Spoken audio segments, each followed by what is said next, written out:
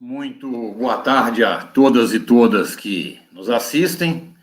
Eu sou Arthur Araújo, da Fundação Perseu Abramo, e estou substituindo rapidamente o ex-ministro Celso Panceira, que estava escalado para fazer a mediação desse encontro nosso de hoje, mas está tendo problemas técnicos e ainda não teve como acessar a sala. Assim que ele conseguir entrar, eu passo o comando para ele. Mas muito obrigado pela audiência e hoje teremos mais uma edição do Pauta Brasil, que é um programa produzido e veiculado pela Fundação Perseu Abramo e que conta com uma parceria de veículos como a TV 247, o DCM TV, a revista Fórum e a TV PT, além de uma série de Facebooks de parlamentares, de dirigentes petistas, como é o caso, por exemplo, do Facebook da ex-presidenta Dilma Rousseff, do Fernando Haddad e diversos outros. O tema nosso de hoje é um assunto que está quentíssimo e que tem se desdobrado ao longo das últimas semanas e aparentemente chegou a uma conclusão ontem, mas que tudo indica ser uma conclusão cheia de dificuldades. É o tal do orçamento da União. Todo balizado por uma série de regras fiscais, uma pilha de regras fiscais que o Brasil tem hoje, com sérias demandas por conta do cenário de crise do país, antes de mais nada a crise pandêmica, mas a própria crise econômica e social, e, portanto, um orçamento que pode colocar em sério risco setores vitais para o país, como é o caso da saúde, como é o caso da educação, como é o caso da ciência e tecnologia. Então, é exatamente uma conversa sobre orçamento a partir desses enfoques iniciais que nós estamos pensando para hoje. Para isso, estão conosco aqui o senador Rogério Carvalho, do PT do Sergipe, médico, a médica e deputada pelo Rio de Janeiro, Jandira Fegali, do PCdoB, e o Bruno Moretti, que é mestre em economia, doutor em sociologia e participa da assessoria da bancada da liderança do PT no Senado e é também um expert, um especialista em orçamento.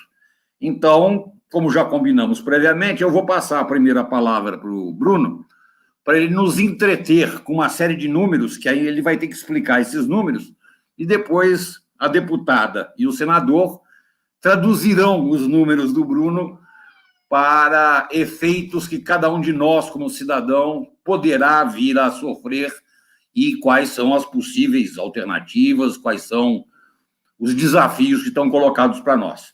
Muito obrigado, em nome meu pessoal e da Fundação, pela presença de todos. Por 10 minutos, nessa primeira rodada, Bruno Moretti com a palavra. Olá, Arthur, uma boa tarde.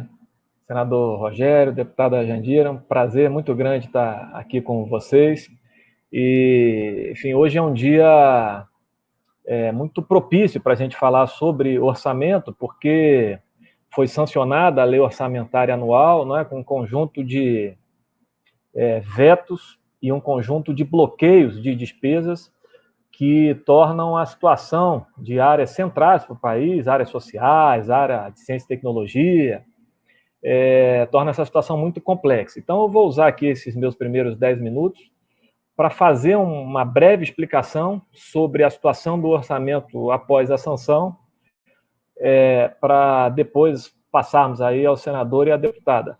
Bom, é importante a gente lembrar o seguinte, né? O orçamento foi aprovado com um valor muito alto de emendas de relator, 29 bilhões de reais.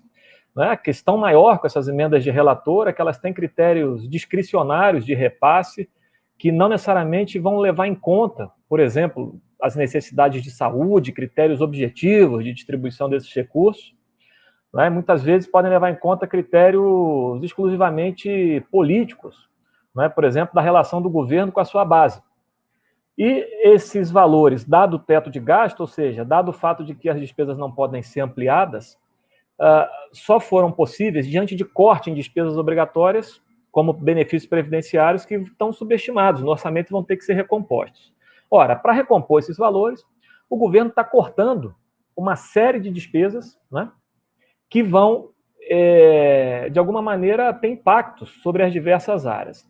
Então, basicamente, é o seguinte: dos 29 bilhões das emendas de relator, o governo manteve alguma coisa como 18 bi, porque se fala muito em 16 bi e meio, mas, na verdade, tem 18 bi de emenda de relator.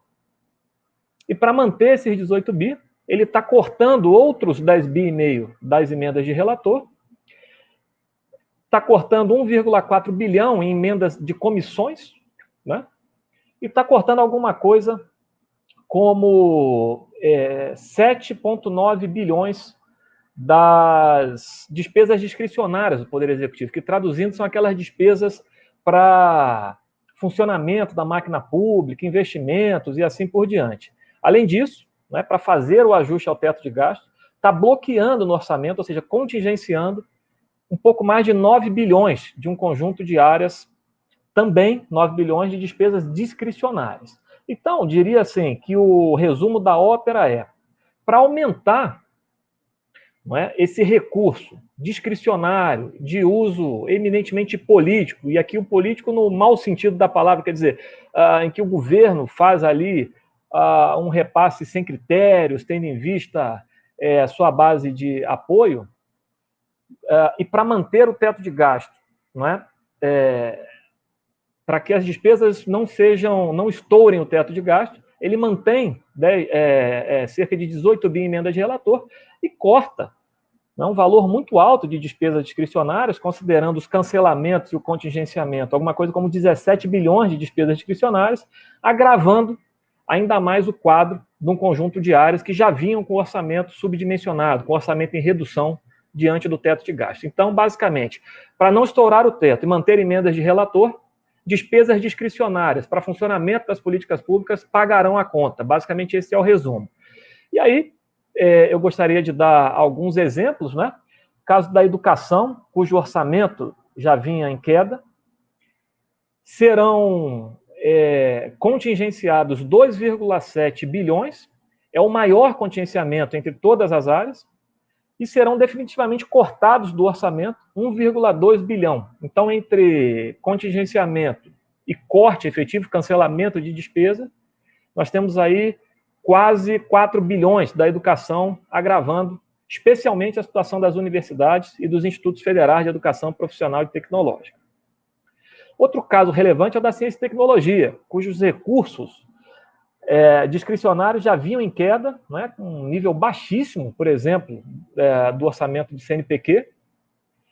Hoje, o decreto de contingenciamento, para fazer o ajuste ao qual me referi, ao teto, e tendo em vista a manutenção de um conjunto de emendas de relator, né, foram cortados contingenciados mais 372 milhões do CNPq, do Ministério da Ciência e Tecnologia. Aqui eu também queria lembrar, né, que o orçamento do FNDCT, do Fundo Nacional de Desenvolvimento Científico e Tecnológico, segue com cerca de 90% do seu recurso em reserva de contingência, ou seja, segue contingenciado, e o Congresso Nacional, o senador Rogério e a deputada Jandira podem falar com mais precisão, o Congresso aprovou uma lei impedindo o contingenciamento desses recursos, impedindo que esses recursos ficassem na reserva de contingência. No entanto, o orçamento foi aprovado sem considerar essa questão, e seguem cerca de 5 bilhões de reais contingenciados na reserva de contingência do Fundo Nacional de Desenvolvimento Científico e Tecnológico. Significa o seguinte: 90% do fundo, que é um instrumento fundamental para o país sair da crise, para induzir a ciência, tecnologia e inovação, não serão utilizados caso este valor siga na reserva de contingência. O que, repito, contraria a Lei Complementar 177, que foi aprovada recentemente. O senador Rogério poderá falar, inclusive, sobre questões aí que maneiras de resolver esse impasse. E, por fim, não poderia deixar de falar do orçamento de saúde, né? É praticamente um caso sem igual no mundo, um orçamento de saúde que está sendo reduzido em cerca de 30 bilhões de reais entre 2020 e 2021, mesmo em meio ao recrudescimento da pandemia. Se nós tomarmos especificamente o orçamento do combate à pandemia, ou seja, a rubrica específica de combate à pandemia, praticamente nós temos aí 40 bilhões de reais a menos entre 2020 e 2021. Significa que o governo terá que fazer créditos extraordinários para ampliar os recursos de saúde e repassar, por exemplo, aos entes para que eles possam adquirir insumos, medicamentos de UTI, equipamentos de proteção individual, financiar leitos e assim por diante. Inclusive, o senador Rogério foi crucial essa semana, né, ao achar o espaço fiscal, por assim dizer, para ampliação desses recursos. Porque, repito, a LOA foi aprovada com 40 bilhões a menos no que se refere aos recursos específicos do Ministério da Saúde para combate à pandemia. Então, é fundamental dizer que, inclusive, né, nesses cancelamentos que foram feitos hoje, para que fossem mantidas no orçamento as emendas de relator, parte das emendas de relator, foram cortados da saúde um pouco mais de 2 bilhões de reais, né, agravando, então, a redução de recursos em 2021 em relação a 2020. E o que temos aqui, portanto, é o impacto das regras fiscais, dessas regras de austeridade, do teto de gasto especialmente, sobre o orçamento de áreas estratégicas como saúde, educação e ciência e tecnologia, né? Tais regras combinadas ao crescimento de emendas de relator, cuja destinação é discricionária, definida aí entre o governo e a sua base, com uma redução dos orçamentos que são centrais para o país sair da crise para o seu desenvolvimento, e especialmente com redução muito forte de 17 bilhões de despesas discricionárias que já estavam em nível muito baixo. Portanto, o risco aqui é reduzindo-se ainda mais, conforme determinado hoje, não é, pelo veto que o presidente fez e pelo contingenciamento que ele fez, reduzindo-se ainda mais essas despesas de funcionamento da máquina. O risco de um shutdown da máquina pública é muito forte, ou seja, de paralisia da máquina pública, das universidades, do INSS e assim por diante, em função do baixo grau de recursos para funcionamento da máquina, né, os chamados recursos discricionários. Então, esse é o quadro geral do orçamento que está sendo aprovado, e eu fico por aqui. Obrigado, Arthur. Precisão britânica. Deputada, agora é consigo.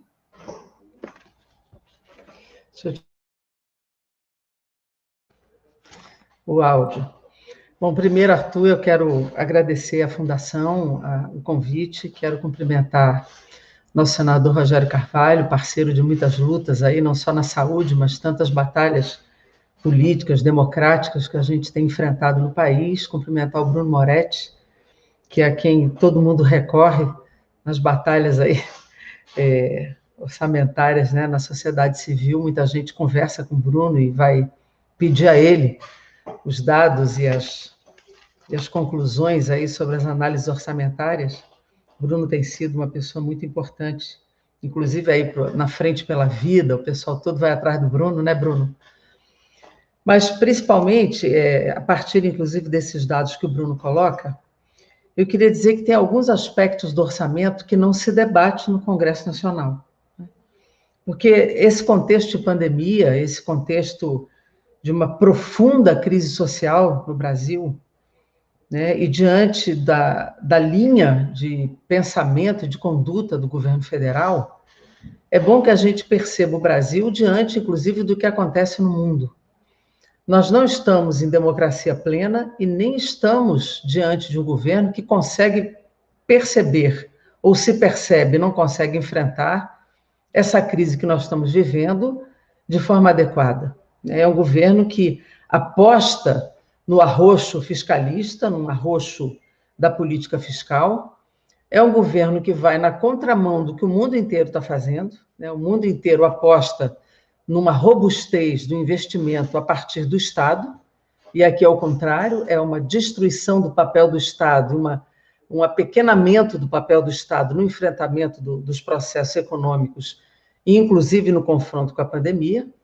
É um governo que aposta contra a ciência, quando o mundo inteiro aposta na ciência, e aqui não se discute, inclusive, um aspecto, parece que não faz parte do orçamento, que é como o Estado brasileiro está a serviço do capital financeiro e como o orçamento público nutre o capital financeiro e a rolagem da dívida pública. Olhando para o nosso orçamento de 4,1 trilhões de reais, nós olhamos que 2,2 trilhões estão comprometidos com a rolagem e com o pagamento de juros e amortizações da dívida. Então, isso não é algo que nós não possamos discutir no orçamento da República. Então, nós temos hoje, do volume total do nosso recurso, nós temos mais da metade envolvidos com o pagamento da dívida pública. E isso não tem limitação pelo teto. O teto, aqui nós estamos submetendo todo o recurso que nós devemos aplicar na saúde, na educação, no enfrentamento à pandemia, na ciência, na tecnologia, no investimento em infraestrutura, na geração de emprego. Tudo que nós possamos discutir estão limitados pela emenda 95. A dívida pública, não. Essa não tem nenhuma limitação do teto constitucional e, portanto, ela pode sugar, ela pode sequestrar, ela pode levar o dinheiro que é pago pelo tributo e pelo suor e pelo desempenho da sociedade brasileira. Então, isso é algo que nós precisamos tratar e que o Congresso brasileiro não trata. É como se isso fosse algo intocável, como se fosse algo impossível de ser mexido, porque ele é sagrado diante do capital financeiro e diante de uma dura regra que nós não podemos mexer. Então, é importante que se diga isso. Além disso, o orçamento de 2021, ele teve, em função do teto, uma mudança de valores que levou em conta um índice de inflação medido em junho de 2020, que era de 2,1, quando o acumulado até dezembro foi perto de 5. Então, o salário mínimo, todos os benefícios têm que ser reajustados pelo acumulado do ano, e o orçamento ele foi reajustado pela inflação de 2,1. Então, ele não responde, ele não consegue responder sequer ao volume total das despesas obrigatórias de forma adequada, porque o benefício previdenciário, o abono salarial, tudo isso tem que ser referenciado no aumento do salário mínimo. Então, é um orçamento que, se nós formos olhar o seu volume total, ele é menor do que o orçamento de 2020, quando nós temos, na vida real das pessoas, um aumento de cesta básica, um aumento de combustíveis, do gás de cozinha, muito acima do que o próprio volume que o orçamento possibilita para os gastos públicos. Então, é um orçamento que não responde nem de perto às necessidades reais de atendimento às demandas sociais da população brasileira. Além disso, é um orçamento que, ao invés de cortar na despesa financeira, ele veio, como disse o Bruno, cortando nas despesas fundamentais diante de um contexto da pandemia. Então, ele já era absolutamente tímido, porque ele veio cortando recursos já na saúde. O projeto inicial da saúde, o projeto original, era de 118 bilhões para a saúde, quando no ano passado, pelo orçamento de guerra, nós chegamos a 187 bilhões autorizados para a saúde. Então, nós já reduziríamos aí em 60, mas ao final nós não conseguimos nem empenhar os 187, na verdade nós não gastamos isso, né? Na verdade nós gastamos menos, nem gastamos os 164. Eu tenho aqui detalhadamente, é que o tempo não me permite entrar com detalhes no orçamento da saúde, mas nós sequer empenhamos todo o dinheiro de enfrentamento da Covid, né? Mas se nós olhamos o orçamento que ficou ao final, como disse o Bruno, nós perdemos mais de 30 bi no orçamento do ano passado para cá, do SUS, para o enfrentamento real da pandemia, que recrudesceu num momento pior. Nós acabamos 2020 com 195 mil mortos. Em 4 meses de 2021, nós já ultrapassamos 380 mil mortos.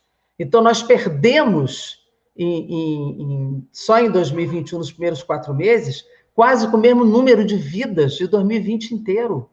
E é neste momento que nós temos um corte nas verbas do SUS e agora um veto de 2,2 bilhões na saúde.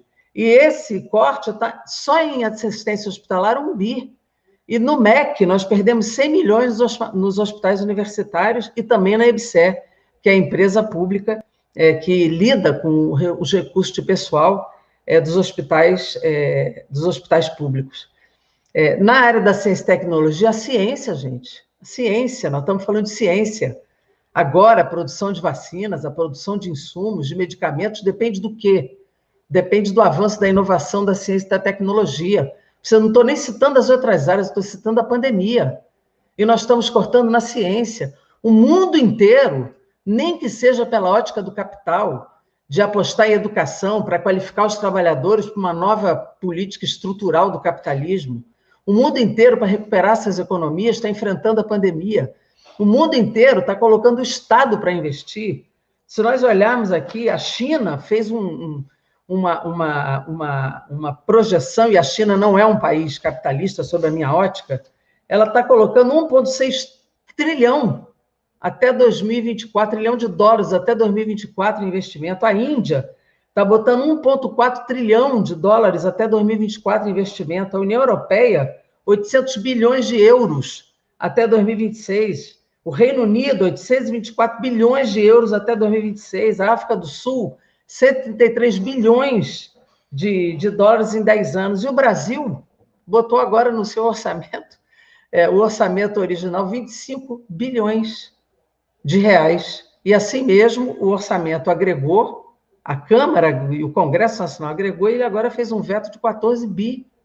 Nós não temos projeto nacional, nós não temos projeto de desenvolvimento nenhum, nós não projetamos geração de emprego, nós não projetamos projeto de desenvolvimento, nós projetamos ajuste fiscal. Isso foi a PEC emergencial, isso foi a reforma da Previdência, e isso será a reforma administrativa, como os outros projetos de reforma do Estado brasileiro. Nós não apostamos nisso. Nós estamos cortando verbas que defendem vida, nós estamos cortando cortando possibilidades de investimento do Estado brasileiro. Nós estamos apostando num país que vai para o fundo do poço, e cada vez mais, e se cavar, vai mais fundo ainda. Então, eu estou tentando alertar que todos os dados orçamentários que a gente olha é corte profundo na ciência e tecnologia, além do contingenciamento ilegal do fundo. CAPES perdeu 3 bi, CNPq está perdendo 700 milhões, as bolsas estão acabando, as pessoas estão indo embora, né? Nós estamos perdendo recursos na saúde, estamos perdendo recursos no MEC, e vamos perder mais recursos em todas as políticas de Estado, favorecendo apenas o mercado, com previsão de aumento da taxa Selic, para favorecer novamente o mercado. Então, essa é a nossa perspectiva. Lamentavelmente, o que nós temos que fazer é fazer uma grande frente de luta, seja do ponto de vista suprapartidário, seja na luta com a sociedade brasileira. Tem a CPI, Rogério, que está no Senado aí com você, né? Lamentavelmente a Câmara não fez, e eu vou concluir. E nós, assim, eu não consigo imaginar que a gente possa sustentar um governo desse até 2023. Espero que a CPI nos dê muitos dados para a gente tentar bloquear esse processo antes de 2023, porque acho que o país não aguenta continuar com uma política desse tipo. Vou parar aqui, que meu tempo acabou. Deputada, muito obrigado. E também, para ganharmos tempo, palavra com o senador Rogério Carvalho. Obrigado, Arthur.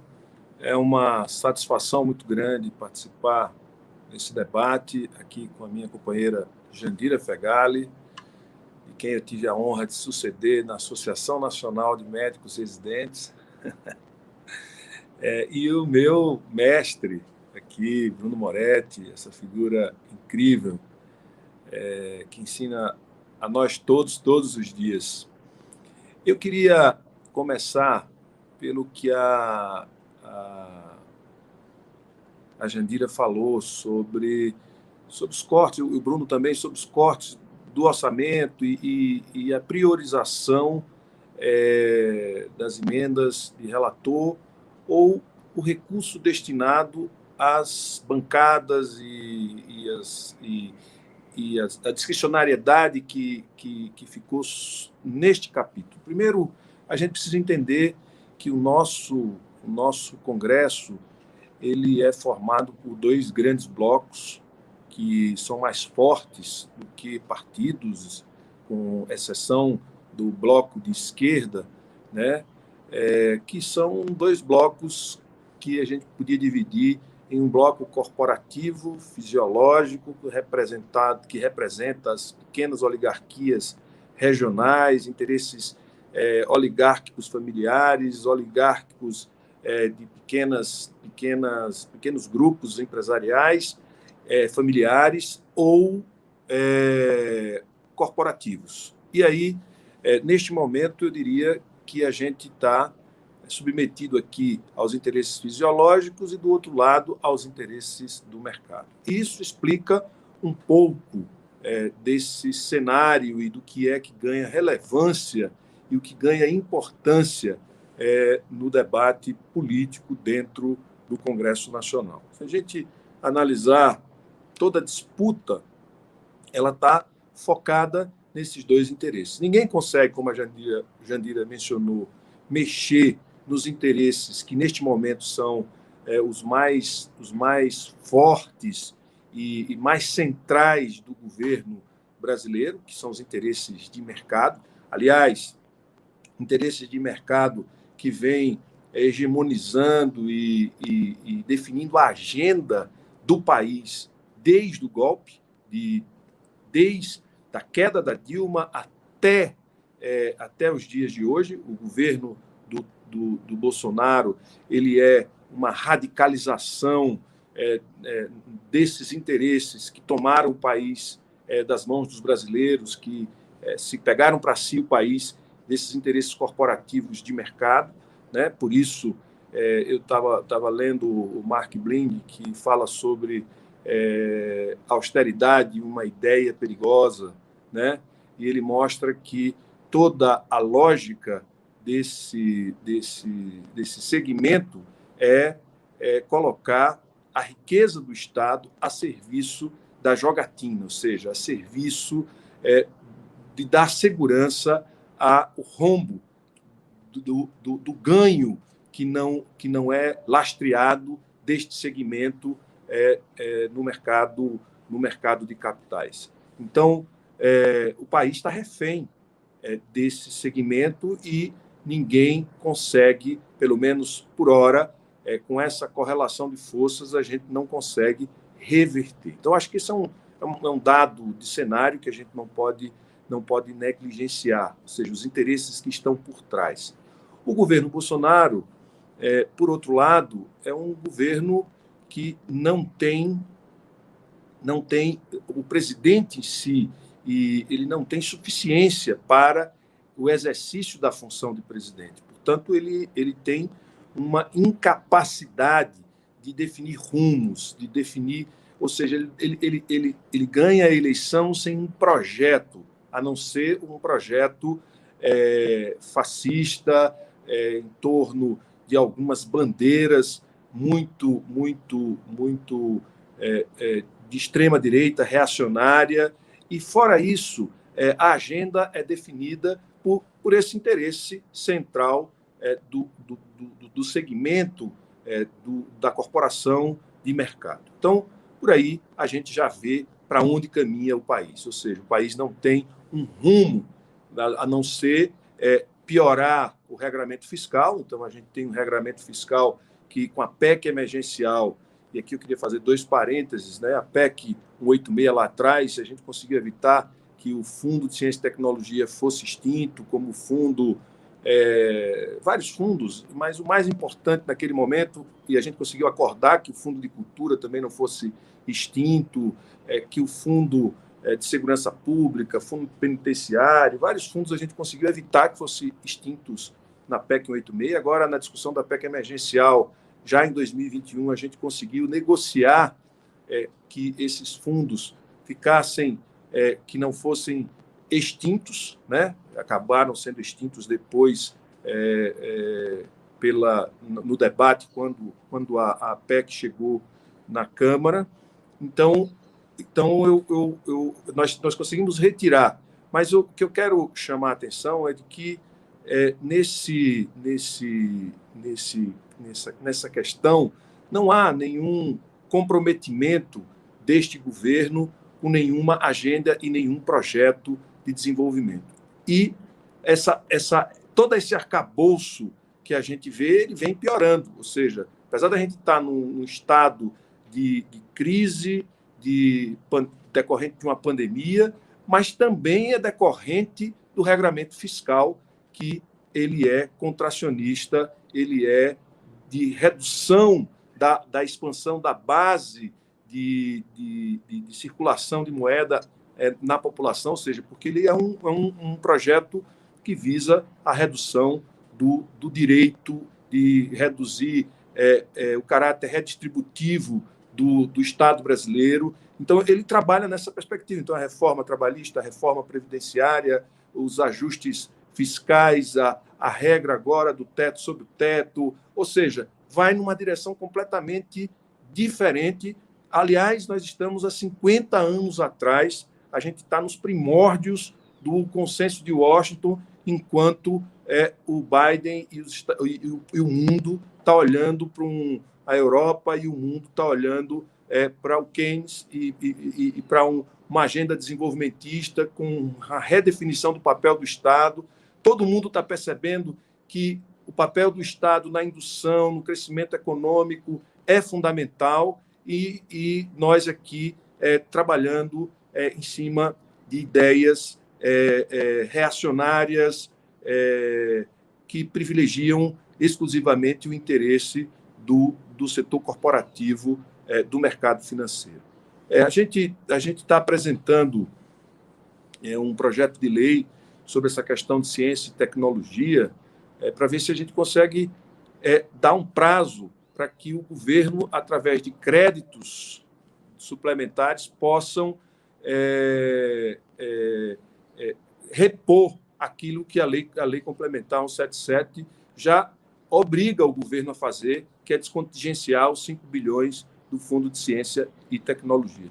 Também a gente conseguiu, no PLN desta última segunda-feira, a gente conseguiu aprovar uma emenda de nossa autoria, que é a emenda que retira do superávit primário, ou seja, do gasto da despesa, lá, juros, superávit primário, que o Moretti explica melhor do que todo mundo aqui, a gente conseguiu retirar os gastos com saúde, os gastos com saúde, com o programa de emprego e renda e com as micro e pequenas empresas, o programa de crédito. Ou seja, a gente tem agora que depender da iniciativa do governo, mas a gente abriu espaço fiscal para que o governo possa emitir crédito extraordinário para essas áreas. Então, a gente tomou algumas... Essa está garantida, pelo menos a gente pode. A saúde a gente pode recompor com crédito extraordinário sem a decretação de emergência de estado de calamidade. A gente pode retomar um programa de manutenção de emprego e renda e um programa de recuperação das micro e pequenas empresas através de crédito sem precisar decretar estado de calamidade. A questão é o governo fará isso, né? E quando se trata do resto, né? Quando você não tem projeto, quando você tem como principal forças políticas que controlam o Congresso Nacional num governo que não tem iniciativa, que as iniciativas são todas elas reacionárias e bandeiras isoladas para chamar a atenção, mas na prática não tem consistência, o que a Jandira falou, não tem rumo, não tem um projeto, não projeta nada, não está pensando em 5, em 10, em 15 anos, não tem um plano. O país está à deriva do ponto de vista estratégico de um plano, a não ser a destruição do Estado inclusivo que a gente vinha construindo a partir da Constituição de 88. No lugar disso, o que a gente tem? A presença do mercado que se utiliza de um regramento fiscal que lhe protege, que garante que toda a riqueza vai para a sua sobrevivência. Para concluir, o ano passado nós aprovamos, para vocês terem uma ideia, do quanto é complexo isso, nós, até o Bruno Moretti, nós apresentamos um projeto que cria a remuneração dos depósitos voluntários. Apanhei muito por causa disso, mas a gente poderia ter hoje uma dívida, está caminhando para uma dívida bruta, uma dívida líquida, em torno de 75% do PIB, ampliando o espaço fiscal, sem estar tendo que renegociar a cada rodada o prêmio da taxa de juros, porque para poder gastar o dinheiro que está lá, 1 trilhão e 500 bilhões de reais que está na conta única do Tesouro, para poder gastar tem que se endividar, tem que emitir título da dívida pública, tudo isso podia estar sendo feito, mas como não há um projeto, como o projeto é a destruição, de forma objetiva, é a destruição do Estado social que a gente criou a partir de 88, desse Estado que a gente conhece. Portanto, não há futuro senão a gente pensar num processo eleitoral em que a gente retome para o Brasil e retome das mãos desses segmentos o governo e reorganize o Estado brasileiro para que ele possa colocar todos os brasileiros e a gente ter um projeto de Estado e de sociedade que se perdeu ao longo desses últimos... Quer dizer, que se transformou nisso que a gente está vendo, nessa tragédia social e econômica que a gente está vendo nos últimos 5 anos. É isso aí. Depois a gente vai conversando. Obrigado. Senador, muito obrigado. Avisar a todos que, infelizmente, não teremos o ex-ministro Celso Panceira, porque a maldade das coisas inanimadas faz com que o equipamento dele não consiga conversar com o software que deveria ser utilizado.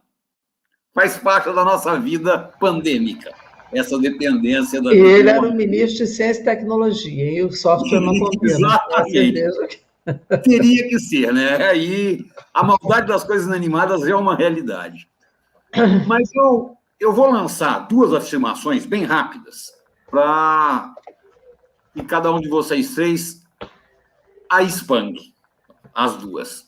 Primeira, o Brasil sempre teve um problema histórico que a gente chamava, foi denominado pelo Nelson Rodrigues, de complexo de vira-lata. Uma tentativa contínua de achar que o que é de fora presta, o que é nosso não é bom, então o que a gente sempre deveria fazer na vida era imitar e não prestar atenção nas nossas condições. Eu tenho hoje a nítida sensação que a gente vive um complexo de vira-lata reverso. O mundo inteiro está fazendo coisas para enfrentar a pandemia e para retomar a vida econômica, a vida social dos países, totalmente na contramão do que o Brasil está fazendo nesse momento. Não só o evidente, gasta-se dinheiro a rodo no mundo para sustentar salários, para sustentar a renda de quem não tem salário, para sustentar os sistemas de saúde, para permitir vacinação gratuita, para permitir que as pessoas se alimentem, e, inclusive, coisas que foram citadas aqui. O investimento, por exemplo, em educação, ciência e tecnologia cresceu durante a pandemia na maior parte dos países, porque é essencial, no caso da educação, você permitir a educação híbrida ou à distância. Isso significa um enorme investimento em equipamento, em banda larga, etc. No caso da ciência e tecnologia, é a prova mais que evidente. Se não tiver muito dinheiro em ciência e tecnologia, nem vacina teria existido. Quanto mais todas as necessidades que todos os países sabem que são necessárias. O Brasil hoje é o único país do mundo que eu conheço cuja orientação que se reflete nesse orçamento que nós estamos debatendo aqui, em que a ideia não é só não gastar tudo que for necessário, é tentar gastar menos ainda do que antes da pandemia. Esse processo do que eu estou chamando do viralatismo reverso é exatamente o que a gente está vivendo hoje? Isso seria uma síntese realista do que está acontecendo? E a segunda pergunta a segunda afirmação é de algo que me parece uma obviedade. Não há como enfrentar a pandemia enquanto não houver vacinação em massa, a não ser por isolamento social, a não ser por distanciamento das pessoas, a não ser por impedir que a transmissão se dê. Enquanto a vacina não for aplicada na maioria, não há outro método. E é impossível querer que as pessoas fiquem distantes entre si se elas não tiverem renda. Eu sei e acho que foi uma grande iniciativa das oposições terem criado aquele projeto de lei aprovado agora semana passada, que permitiu liberar recursos para o SUS, permitiu liberar recursos para pequenas e médias empresas e para um programa de compartilhamento das folhas. Agora, a grande medida sanitária que esse país clama, o auxílio emergencial de R$600, para que efetivamente as pessoas possam ficar em casa. Não há o menor espaço para trabalhar isso hoje no Congresso? Bruno? Olha, Arthur, as 2 questões são fundamentais, né? Levam às escolhas fundamentais. Em 2020, por obra e força do Congresso Nacional, foram votadas, não é, um conjunto aí, várias matérias do ponto de vista fiscal e do ponto de vista de programas específicos que permitiram ao Brasil fazer uma expansão fiscal muito forte, né? Primeiro, pelo orçamento de guerra, ou seja, de modo geral, pela suspensão das regras fiscais, e depois pela instituição de programas específicos. A deputada Jandira e o senador Rogério foram protagonistas nisso, né? Diversas leis, diversas emendas, lei Aldir Blanc, leis, a própria lei do auxílio emergencial, a lei do PRONAMP, né? Nós tivemos, por exemplo, uma emenda aí aprovada fazendo a cláusula de garantia dos empregos, né, dentro do PRONAMP, entre outras várias emendas, entre outros vários temas e projetos. Basicamente, o que o Congresso Nacional fez foi aprovar um conjunto de medidas que, no fim das contas, Arthur, significaram mais de 500 bilhões, alguma coisa como 520 bilhões que foram efetivamente pagos em 2020, mostrando duas coisas. Primeiro, a tese do país quebrado era falsa, era furada. Não tinha país quebrado, não tinha país com falta de recurso. O que havia era um país com excesso de regras fiscais que basicamente impediam o combate à pandemia. E já há estudos hoje mostrando que, por exemplo, no caso do auxílio emergencial, que respondeu por mais da metade desses recursos, o PIB caiu bem menos em 2020 do que se previa, assim como a própria dívida e a arrecadação, tendo em vista os impactos positivos do auxílio emergencial, né, mitigando a crise econômica, ou o efeito econômico da crise sanitária. Então, assim, foi muito importante como um efeito demonstração, dizer, olha, nós temos um regime fiscal disfuncional, que não permitiria ao Brasil sequer combater a crise e seus efeitos econômicos.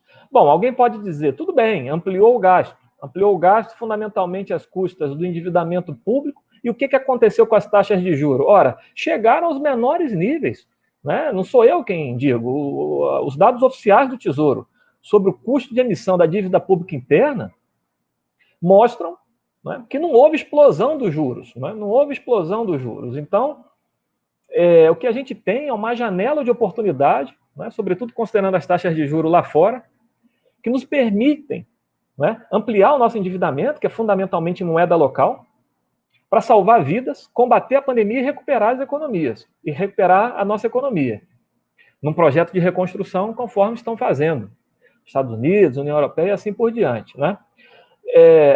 Então, a ideia de que nós não podemos fazer, em contraposição ao que faz o resto do mundo, de fato, ela não tem lastro, né? Em hipótese alguma, ela não tem lastro, em hipótese alguma, em qualquer restrição, digamos assim, técnica. Hoje nós poderíamos perfeitamente fazer uma expansão fiscal focada naqueles gastos necessários para salvar a vida, né, mitigar os efeitos econômicos da pandemia e apontar para a reconstrução da economia. Tanto é assim, o senador Rogério fez menção, ele foi autor de uma emenda, não é, mostrando o espírito público dele, que tira da meta de resultado primário gastos, né, com SUS, com PRONAMP, com Programa de Manutenção do Emprego e da Renda. Isso vai salvar a vida e vai salvar empregos, e vai ter, portanto, consequências econômicas, inclusive, positivas.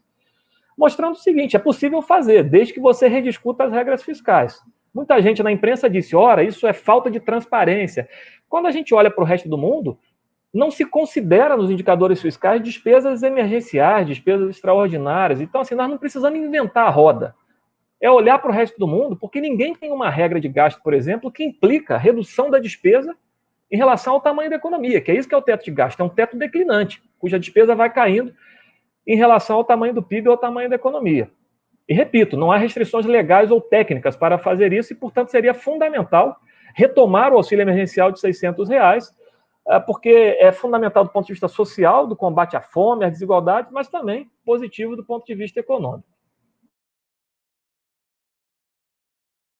Muito obrigado, Bruno. Deputada? Arthur, eu acho que o conceito de viralatismo reverso, acho que ele não cabe, porque nenhum país do primeiro mundo nunca teve complexo de vira-lata. Nós aqui é que estamos absolutamente ajoelhados, né, diante de uma concepção absolutamente ultra liberal, né? Nós não precisamos. Você vê, o Brasil hoje, ele caiu 5 posições no IDH, é um país que concentrou mais renda, né? Ele possibilitou o surgimento de grandes bilionários, enquanto nós crescemos, né, na pobreza e na extrema pobreza, inclusive com uma maior presença de mulheres e mulheres negras nesse contingente de pessoas pobres e de extremamente pobres no Brasil.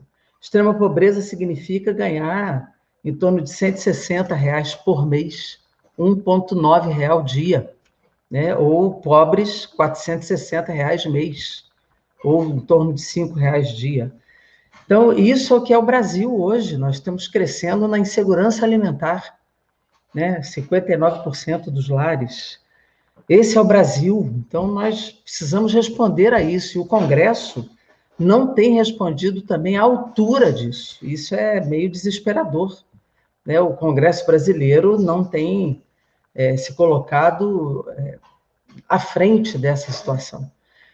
A oposição tem buscado responder, né? O PLN 2, que o Bruno cita, onde houve essa emenda, tirando do limite, né, essa questão da saúde das micro e pequenas empresas e a geração de emprego, ela existe, mas é isso, depende de iniciativa do governo, que sabemos nós se vai tomar ou não a iniciativa.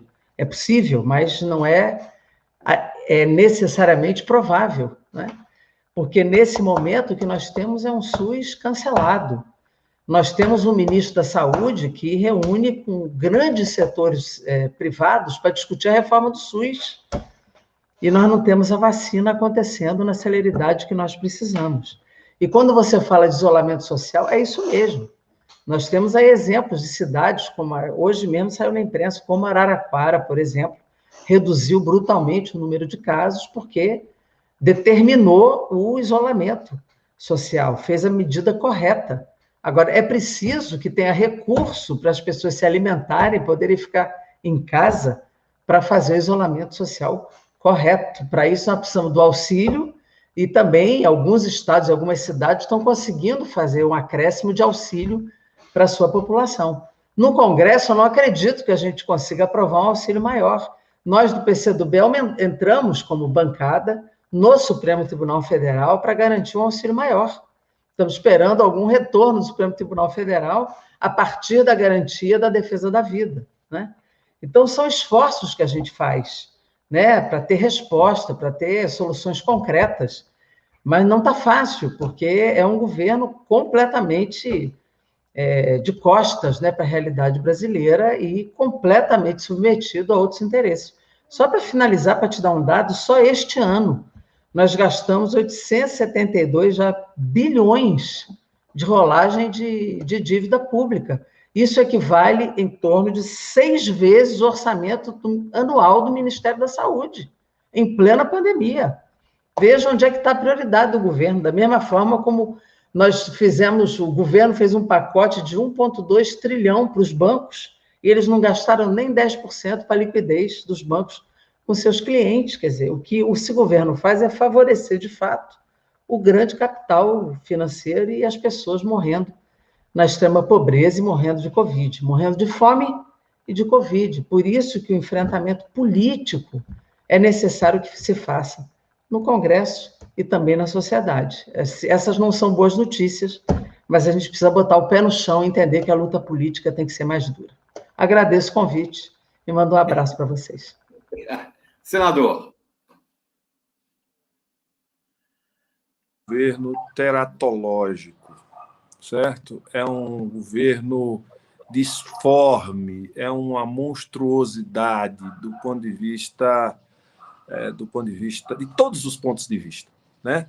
É um governo que tem como projeto a destruição do Estado do bem-estar social que vinha sendo construído no Brasil. A gente viveu uma experiência no Brasil, no começo do século XXI, muito, muito exitosa. A gente criou os maiores programas de habitação, o maior programa de eletrificação, o maior programa de transferência de renda. Nós transformamos este país, a gente conseguiu tirar milhões de brasileiros da pobreza, criamos uma Argentina de consumidores a mais no nosso país. A gente fez uma revolução, porque a gente colocou, como diz o Lula, colocou todos os brasileiros e o pobre e o que estava abaixo da linha da pobreza e todos os setores da sociedade dentro do orçamento do governo. Então, este não é um governo que tem essa visão. Infelizmente, é um governo ele é mais radical do que o governo da Thatcher e do Reagan, certo? Do final da década de 80.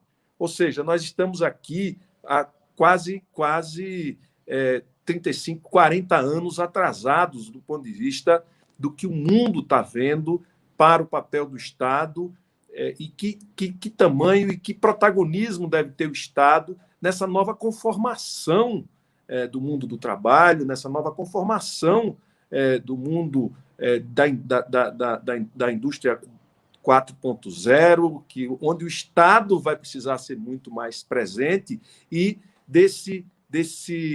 de um mundo onde a tecnologia domina parte. O Estado ele é fundamental e a gente está caminhando na contramão do mundo. Então, eu diria que esse complexo de vira-lata a gente retomou com o Bolsonaro, com a sua subserviência, com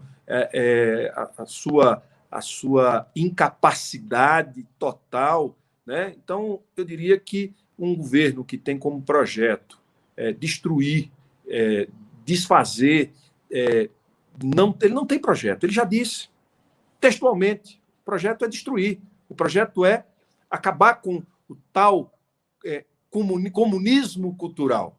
Esse é o projeto. Aí, obviamente, que o mercado se associa, domina, define. Então, tá perfeito para este projeto de destruição. Por isso que os dados que a Jandira coloca, eles são uma consequência. O que vai acontecer? Aumento da concentração de riqueza, aumento da pobreza, aumento da extrema pobreza, ou seja, a gente volta ao mapa da fome, da insegurança alimentar. Isso é uma consequência de um governo desastroso, que tem um projeto de destruição e é um governo altamente ideologizado, de extrema direita, reacionário, certo? E incompetente ainda por cima. Então, tudo isso. Então, esse é a primeira questão. A segunda, eu diria que o governo Bolsonaro, ele não é só um negacionista, no caso da pandemia. Ele assumiu uma teoria que é a imunidade de rebanho, Jandira.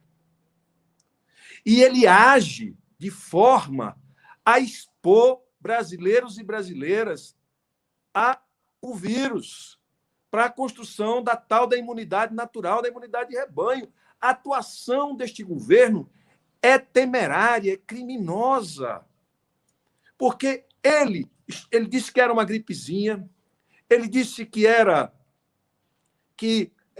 coisa de maricas, não se expor, certo? Ele disse que é que tem? 70% vai pegar mesmo, os fracos vão morrer, infelizmente, os fortes vão sobreviver. Tem uma teoria por trás, tem uma racionalidade nazi-fascista por trás deste governo.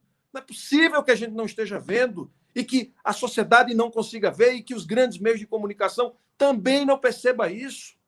Ele foi contra o uso de máscaras, ele foi contra o isolamento social, ele entrou no STF contra estados e municípios, ele aglomerou, ele fez tudo para promover a pandemia no Brasil. Vejam só, se não é o Congresso, com esta complexidade, que a gente sabe, e eu acho que a gente vai debater mais, o Congresso, a gente precisa romper essa aliança corporativo-fisiológica que é hegemônica no Congresso. A gente precisa revelar isso para a sociedade brasileira. No momento, a corporação de carreiras de Estado, no outro momento, é a corporação do mercado, neste momento, é o mercado quem manda